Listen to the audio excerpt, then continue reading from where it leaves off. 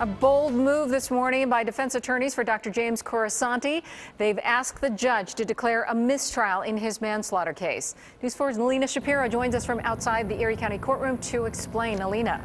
Victoria, big surprise, a big development on day 7 of Dr. Corasanti's hit-and-run manslaughter trial.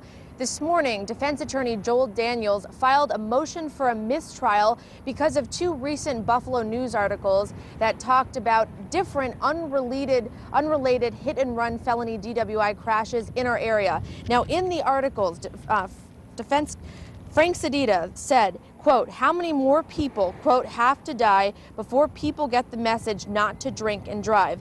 That's what District Attorney Frank Sedita said in a Buffalo News article about a recent rash of felony DWIs. He went on to say, quote, I've come to the point that I'm speechless. I just don't know what is going on in these people's heads. What are they thinking? I guess they're not thinking. Well, defense attorney Joel Daniels said he has grave concerns, and he said, quote, Sedita or he may have poisoned their ability to continue. Now, Judge Sheila DiTullio interviewed each of the jurors in closed chambers, asked them if they were affected by this, if this impacted their ability to deliberate. In the end, that motion for a mistrial was denied.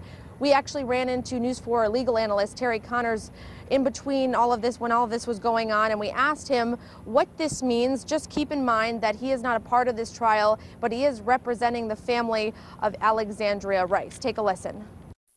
There can be articles in the paper, there can be stories on TV, but if they don't influence the ability of a juror to be fair and impartial, they're irrelevant. You can read something about any type of background information. It could affect how you think and how you feel about a case.